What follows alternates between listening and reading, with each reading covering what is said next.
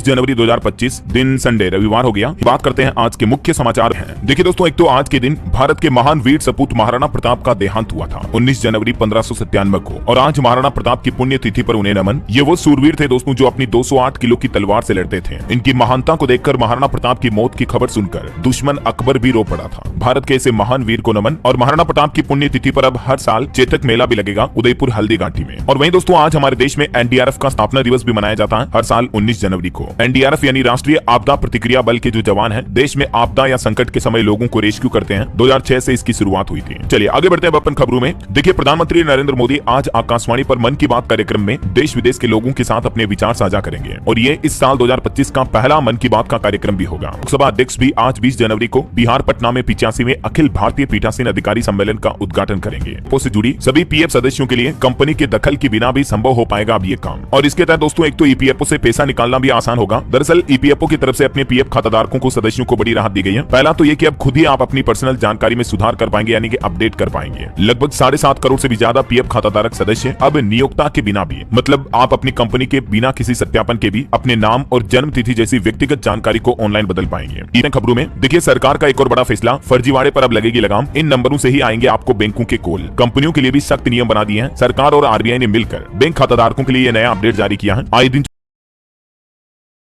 जो लोगों के साथ साइबर क्राइम होती है, डिजिटल धोखाधड़ी होती है, तो ऐसे अपराध को रोकने के लिए 2 पहल की गई है। एक तो अब लेन देन के लिए 1600 सीरीज वाले नंबर से ही आपको बैंक की कॉल आएगी। भारतीय रिजर्व बैंक ने अपने एक परिपत्र में कहा कि अपराधी ग्राहक के मोबाइल नंबर का दुरुपयोग करके धोखाधड़ी कर रहे हैं, तो अब 2 नंबरों की सीरीज से ही आपको बैंक कंपनियों के कॉल से एसएमएस आएंगे 140 या 1600। अगला अपडेट आ रहा है, प्रधानमंत्री नरेंद्र मोदी ने देश भर में 65 लाख से भी ज्यादा स्वामित्व संपत्ति कार्ड बांटे, और इस दौरान पीएम मोदी बोले कि यूएन ने गरीबी हटाने के लिए प्रॉपर्टी राइट्स की बात कही थी। हमने 2.25 करोड़ दस्तावेज सौंपे हैं। बीते दिन पीएम मोदी ने देश के 10 राज्यों 2 केंद्र शासित प्रदेशों में 65 लाख से भी ज्यादा लोगों को उनकी संपत्तियों के स्वामित्व कार्ड बांटे, यानी कि उनकी जमीन, मकान, प्रॉपर्टी के कागजात सौंपे। पीएम ने ग्रामीण अर्थव्यवस्था को ऐतिहासिक बताते हुए कहा कि ये योजना ही ग्रामीण क्षेत्रों की आर्थिक प्रगति का रास्ता खोलेगी, क्योंकि लोगों को उनकी जमीनों का स्वामित्व मिलने के बाद लोग बाग इस पर लोन वगैरह भी ले पाएंगे, और गाँव में जो जमीन भूमि से जुड़े विवाद है वो भी खत्म हो पाएंगे। दोस्तों, सेबी का एक बड़ा एक्शन, शेयरों में खेल करने वाली 7 कंपनियों पर बैन लगा दिया है। 8 महीनों में ही इन कंपनियों की पूंजी 40 करोड़ से बढ़कर 4000 करोड़ तक पहुंच गई थी। तो अपने स्टॉक प्राइस को मैनिपुलेट करने के चलते, हेराफेरी के चलते सेबी की तरफ से इन 7 कंपनियों पर शेयर बाजार से प्रतिबंध लगा दिया। इन कंपनियों के नाम भी आप देख सकते हैं। और एक्सपो से जुड़े कुछ अपडेट देखिए दोस्तों। भारत की पहली solar powered car Eva 3.25 lakh रुपए में लॉन्च हुई। इसके अलावा कुछ फ्लाइंग कारें भी पेश की कंपनियों ने। विनफास्ट की 2 इलेक्ट्रिक एसयूवी के साथ भारत में एंट्री हुई। Maharashtra Pune based startup company Vayve mobility ने ऑटो एक्सपो में ये भारत की पहली सोलर पावर से चलने वाली कार ईवा लॉन्च की है। ये एक छोटी कार है, इसमें 2 व्यक्ति और एक बच्चा बैठ सकता है। कंपनी का दावा है कि एक बार चार्ज करने पर 250 किलोमीटर तक की रेंज मिलेगी। इसके अलावा विनफास्ट VF7 और VF6 इलेक्ट्रिक एसयूवी भी रिवील हुई, जो कि फुल चार्ज करने पर 450 किलोमीटर तक की रेंज देगी। इसी साल सितंबर में ये लॉन्च हो सकती है।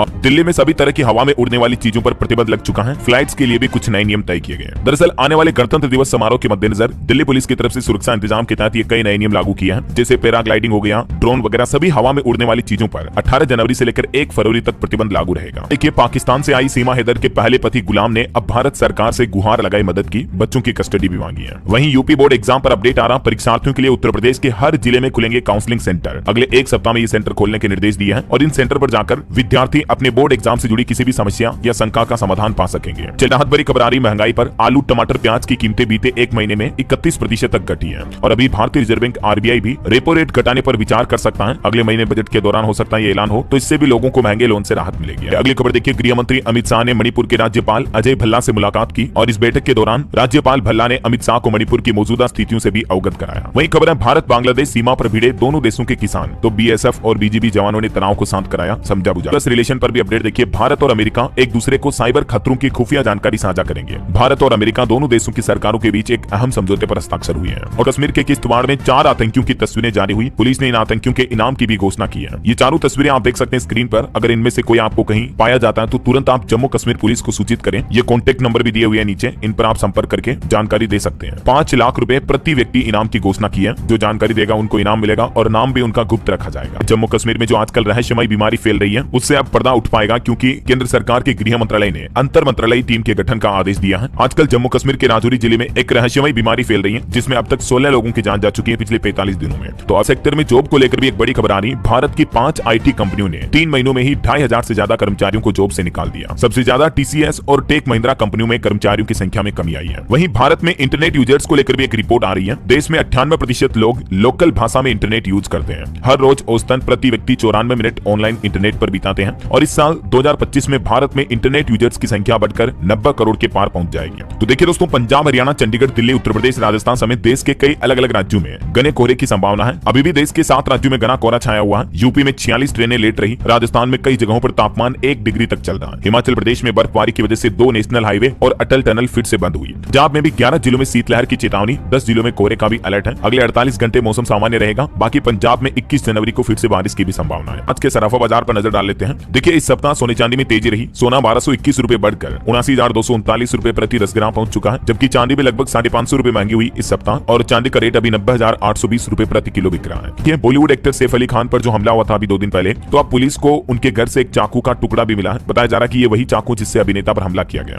और खबर है दोस्तों, छत्तीसगढ़ राज्य में पकड़ा गया सैफ अली खान पर हमला करने वाला संदिग्ध युवक भी है। छत्तीसगढ़ के दुर्ग पहुंची मुंबई पुलिस अब युवक को पकड़ लिया, पूछताछ जारी है। ये वो संदिग्ध शख्स है जिसे आरपीएफ ने हिरासत में लिया है और बताया जा रहा है कि इसी ने सैफ अली खान पर हमला किया। पूछताछ अभी जारी है। करीना ने भी पुलिस से कहा कि सैफ महिलाओं और बच्चों को बचाने आए हमलवार ने कई वार किए। ये आरपीएफ के अफसर ने संदिग्ध की तस्वीर भी जारी की और इस शख्स का नाम आकाश बताया जा रहा है। ये एक अच्छी खबर तो ये आ रही है कि अभी किसान नेता जगजीत सिंह डल्लेवाल अपना आमरण अनशन भी खत्म कर सकते हैं। डॉक्टरों की टीम उनका इलाज करेगी, क्योंकि केंद्र सरकार की मुलाकात के बाद उन्होंने अपना अनशन खत्म करने की घोषणा भी की है। बाकी 26 जनवरी को तो देश भर में ट्रैक्टर परेड होगी। किसान नेता राकेश टिकैत बोले कि शंभू और खनौरी बॉर्डर पर आंदोलन के समर्थन में होगी किसान मजदूर महापंचायत। इधर दोस्तों, यूपी मथुरा में भी किसानों ने मांग की कि 15 दिन के अंदर अंदर हमारी समस्याओं का समाधान होना चाहिए। बिजली निजीकरण समेत कई मुद्दे उठाए किसानों ने। खैर, अब देखना ही होगा कि अगले महीने 14 फरवरी को जो चंडीगढ़ में किसानों और केंद्र सरकार के बीच बैठक होगी, तो उसमें सरकार किसानों के हित में क्या क्या फैसले लेती है, क्योंकि बजट के बाद ये बैठक होगी तो हो सकता है किसानों के लिए बजट में भी कुछ बड़ी घोषणाएं की जाए। ये तो वक्त ही बताएगा। फिलहाल देखिए आप अगली खबर, अमेरिका और भारत ओपन आरएएन को बढ़ावा देने पर सहमत हुए। अकादमी स्थापना करने पर भी चर्चा कर रहे हैं दोनों देश। भारत और अमेरिका के बीच एआई यानी आर्टिफिशियल इंटेलिजेंस के भी सही उपयोग पर बातचीत हुई। और चलिए दोस्तों, प्रयागराज महाकुंभ के कुछ अपडेट बता देता हूं आपको फटाफट से।